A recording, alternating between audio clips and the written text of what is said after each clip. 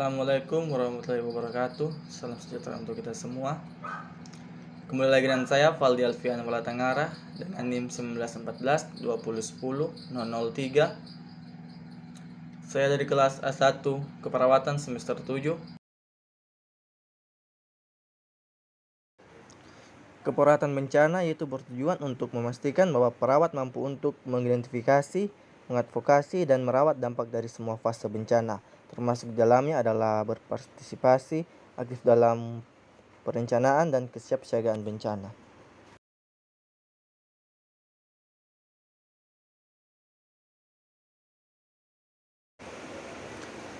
Dan sekarang kita masuk di siklus penanggulangan bencana.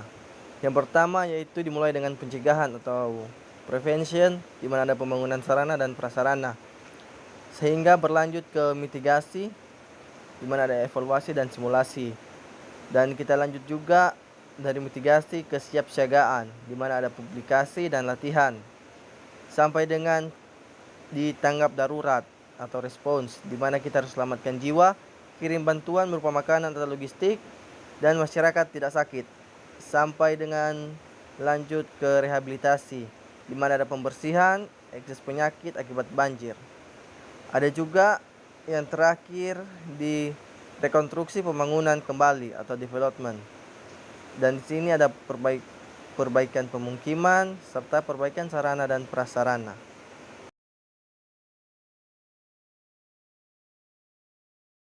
Sedangkan menurut Human Rights Defense yang dikutip oleh Iskandar, disebutkan bahwa kelompok rentan adalah yang pertama yaitu pengungsi, kedua orang-orang yang terlantar, ketiga kelompok minoritas, keempat yaitu pekerja migran, kelima orang pribumi penduduk asli yang ada di tempat terjadinya bencana, keenam anak-anak, dan yang terakhir yaitu perempuan.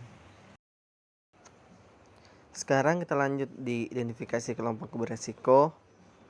Identifikasi kelompok beresiko, identifikasi atau pendataan kelompok beresiko melalui pengumpulan informasi dan data demografi. Ada mempermudah perencanaan tindakan kesiapsiagaan dalam menghadapi kejadian bencana di masyarakat. Kelompok berisiko yang pertama yaitu bayi dan anak, perempuan, lansia, dan keempat individu dengan keterbatasan fisik atau kecacatan. Kita masuk di yang pertama, definisi surveillance, yang menurut WHO adalah kegiatan pemantauan secara cermat dan terus-menerus terhadap berbagai faktor yang menentukan kejadian dan penyebaran penyakit atau gangguan kesehatan. Di sini meliputi pengumpulan analisis, interpretasi, penyebarluasan data sebagai bahan untuk penanggulangan dan pencegahan. Dan kita masuk di tujuan surveillance. Yang pertama yaitu mengurangi jumlah kesakitan, risiko kecacatan, dan kematian saat terjadi bencana. Ada juga yang kedua yaitu mencegah atau mengurangi risiko munculnya penyakit menular dan penyebarannya. Dan yang terakhir yaitu mencegah atau mengurangi risiko dan mengatasi dampak kesehatan lingkungan akibat bencana, seperti misalnya perbaikan sanitasi. Dan di sini kita masuk di survei bencana, di mana meliputi pertama surveillance penyakit terkait bencana, terutama penyakit menular. Dan yang kedua surveillance data pengungsi. Yang ketiga surveillance kematian. Keempat surveillance rawat jalan. Dan kelima surveillance air dan sanitasi. Yang keenam yaitu surveillance gizi dan pangan. Dan yang terakhir yaitu surveillance epidemiologi pengungsi.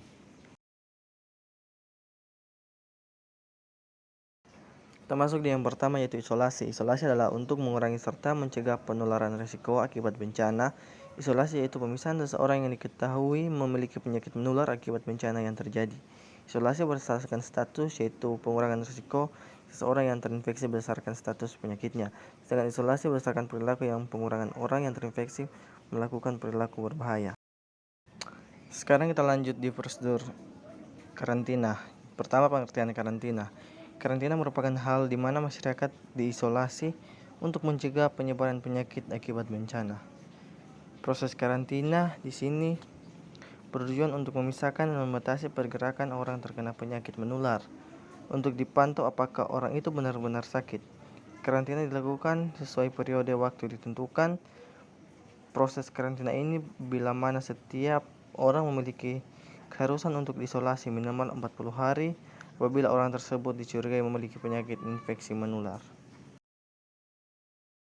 Kita masuk di kontaminasi, di mana penerapan prinsip-prinsip kontaminasi pada dasarnya adalah suatu upaya untuk meniadakan kontaminasi atau pencemaran yang terjadi pada masyarakat pada saat bencana. Hal itu bertujuan agar tercipta suatu suasana aman, nyaman, dan sehat yang akan menguntungkan masyarakat. Dan yang terakhir kita masuk di dekontaminasi korban bencana. Dekontaminasi adalah langkah pertama menangani peralatan perlengkapan, yaitu sarung tangan dan benda-benda lainnya yang terkontaminasi. Dan ada juga proses yang membuat benda mati lebih aman untuk ditangani oleh staf sebelum dibersihkan. Misalnya mengidentifikasi HBV, HBC, HIV, dan mengurangi tapi menghilangkan jumlah mikroorganisme yang mengkontaminasi. Kita masuk di yang terakhir, yaitu prosedur dekontaminasi. Setelah memakai alat proteksi diri, petugas medis melakukan dekontaminasi. Pastikan korban dalam keadaan stabil atau telah dilakukan stabilisasi fungsi vitalnya. Ada juga buka seluruh pakaian korban, mengurangi 70-80% dekontaminasi. Pertama, cuci dari ujung kepala sampai ujung kaki dalam 1 menit dengan 6 galon air. 2. Lakukan dengan cepat penyiraman seluruh tubuh korban.